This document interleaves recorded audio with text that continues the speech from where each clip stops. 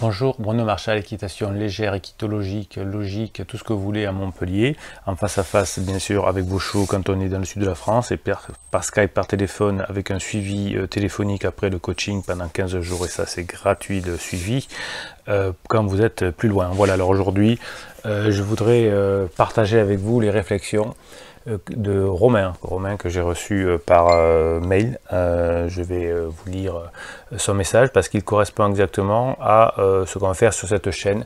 Vous avez plein de bonnes chaînes YouTube disponibles de personnes qui vont vous parler de cours, d'expériences de cours, d'équitation classique, etc. Et cette chaîne est un peu différente puisque on ne parle pas de méthode, mais on parle d'expérience et de vécu juste. On partage ce qu'on a pu vivre. Et donc j'ai reçu un message que j'ai trouvé très bien de Romain. Alors Romain c'est un nom d'artiste puisque Romain est aussi chanteur, donc il a souhaité que je diffuse son information mais sous le nom de Romain. Alors quand j'ai reçu son mail, je lui ai proposé de le mettre directement en commentaire sous YouTube parce que c'était vraiment très bien. Et il m'a demandé, je vous lirai son deuxième mail, pourquoi il n'a pas voulu le faire, mais qu'il m'autorisait à à commenter, à faire une vidéo avec ses propos qui me paraissent très intéressants. Alors il m'a juste demandé de ne pas dénaturer ses propos, et c'est la moindre des choses effectivement, donc je vais vous donner lecture et commentaire intégral de tout son message que je trouve excellent. Alors on y va. Romain me dit: bonjour et bon courage pour essayer de changer la mentalité de tous ces grands cavaliers du galop 5, entre guillemets mais péjoratif, à la soi-disant élite des dresseurs mondiaux qui pour la plupart, quand ils sont au piafé, ne savent même pas faire la différence entre une pirouette et une pirouette renversée. Ouais. Donc ça, c'est, vous allez comprendre pourquoi Romain met ça tout à l'heure. Je ne parlerai pas de juge. Pour ma part, après 59 ans de pratique quotidienne, j'y ai renoncé.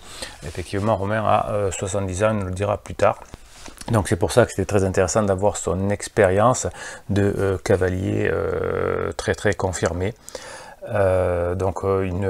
Romain me souhaite bonne chance, lui il a renoncé. Mais mon propos de vous parler du cheval à la longe, donc je suis toujours très intéressé quand quelqu'un d'expérience me parle de son expérience à lui et pas de ce qu'il a lu dans des livres ou ce qu'on lui a dit. Alors, craignez-vous de dire aux cavaliers qu'ils sont mauvais, point d'interrogation. Qu'une longe se pratique sur un caveçon, doux mais précis. Qu'une longe permet au cheval de prendre un contact moelleux avec la main. Que la longe avec une bonne main met le cheval en confiance. Qu'il est plus facile de faire reculer son cheval sur la piste en restant au centre avec une légère vibration sur cette longue que sans, que tous ceux qui longent leur cheval avant de les monter pour les fatiguer feraient mieux d'acheter une mobilette, etc. etc. Donc Romain dit les choses, et ça j'apprécie beaucoup. Certes, je tourne aussi le cheval en liberté, mais en terrain ouvert, quand le cheval sait se caler à une distance qui varie entre 7 et 9 mètres selon son désir, il a mis son S-O-N en gras. Cela permet de valider la justesse du travail en longe. Alors c'est aussi mon point de vue. Le travail en longe peut se faire bien évidemment de temps en temps quand on n'a pas de rond d'éducation, ce qu'on appelait avant le rond de longe. Et que l'on a un terrain découvert, comme le dit Romain, effectivement, on peut travailler son cheval en longe. Quant aux enraînements, seules les rênes fixes sont utilisables, mais leur emploi est trop délicat pour le dire en public. Vous voyez, il a 70 ans, il a 59 ans d'expérience, donc il peut se permettre de dire les choses. Apprendre à monter et faire corps avec son cheval doit se faire avec un maître. Oui, un maître, c'est quelqu'un qui a passé 25 ans de sa vie à cheval, ou 30 ans de sa vie à cheval. C'est pas quelqu'un qui peut du jour au lendemain se déclarer maître, effectivement. Et vu le niveau du corps enseignant en France et même ailleurs, soutenu et encouragé par là ou les fédérations, il n'y a pas d'espoir. Voilà, donc ça c'est les avis de Romain, juste de son expérience à lui. Mais ce n'est qu'un problème récurrent qui ne touche que les idéalistes, que ce soit Labroue, duc de Newcastle, La Guérinière, Stenbrecht et même Xénophon. Tous se plaignaient du niveau catastrophique de l'ignorance de leurs contemporains.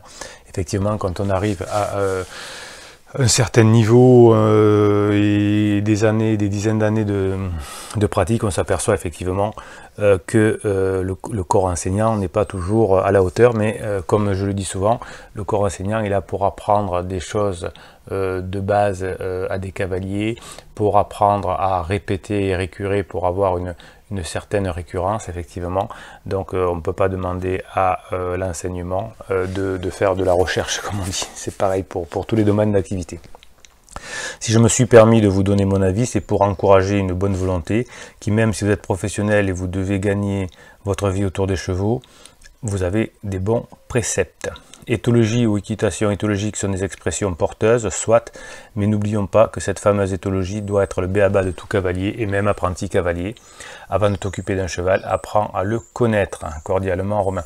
Effectivement, éthologie ou équitation éthologique sont des expressions porteuses, c'est pour ça que je l'utilise pratiquement plus. Quand je me présente, je dis équitation légère, équitation équitologique, tout ce que vous voulez.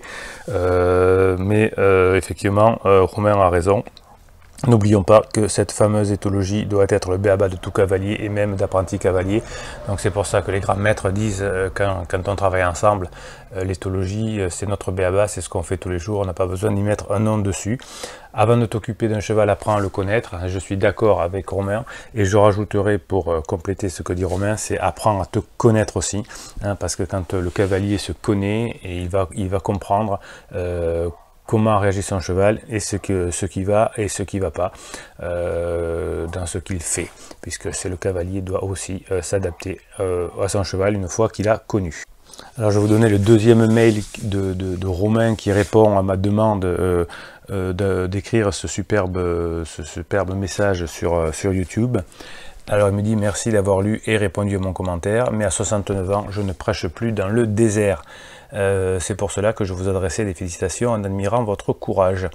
D'autre part, j'ai passé 20 années de ma vie sur scène et je ne suis pas en manque d'amour et de reconnaissance. Alors oui, là je comprends ce que veut dire Romain, c'est que souvent beaucoup de cavaliers, plus que de cavalières d'ailleurs, montent à cheval pour avoir de l'amour, de la reconnaissance du public, des juges, etc.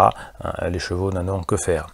Donc si vous le désirez, vous êtes libre de me citer, de faire usage de mes propos sans les déformer, ce qui est la moindre des choses. Merci Romain, vous pouvez compter sur moi. Vous pouvez même donner mon nom de Romain, qui est mon pseudonyme de chanteur, pour éviter le courroux de la plupart des moniteurs, instructeurs, juges et consorts, et peut-être même de certains dirigeants de notre belle fédération. Alors avec humour, Romain dit FFE, Fédération française d'encaissement. Voilà, je pense que Romain a une dent contre la Fédé, s'il a beaucoup travaillé avec, il doit avoir des choses à dire. Mais ne nous faisons pas d'illusions, il faut 10 ans pour obtenir une bonne assiette et un vrai liant, 10 ans de plus pour faire sa communication avec le cheval, 10 ans d'expérience en montant de nombreux chevaux, et encore 10 ans passés à tenter d'apprendre aux autres ce que l'on sait soi-même. Donc c'est une très belle phrase que j'ai trouvée, et je vous la redis, mais nous ne faisons pas d'illusions, il faut 10 ans pour obtenir une bonne assiette et un vrai liant, 10 ans de plus pour faire sa communication avec le cheval, 10 ans d'expérience en montant de nombreux chevaux, et encore 10 ans passés à tenter d'apprendre aux autres ce que l'on sait soi-même. Donc voilà, c'est un peu le principe de cette chaîne, c'est de ne pas critiquer ceux qui débutent et ceux qui sont dans la première dizaine d'années de notre vie. Alors c'est vrai que la difficulté, c'est que souvent les personnes qui apprennent aux autres ont juste passé 10 ans à cheval et peut-être pas. Donc ça c'est le fonctionnement de notre mode éducatif. Faut s'en contenter et avoir peut-être cette réflexion comme Romain, de se remettre en question et d'être humble comme on l'est sur cette chaîne, puisqu'on sait que chaque cheval que l'on travaille va nous apprendre quelque chose.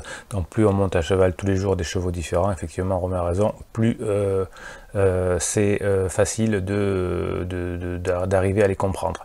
Mais ça c'est selon Romain, c'est dans la troisième dizaine de sa vie, de cavalier.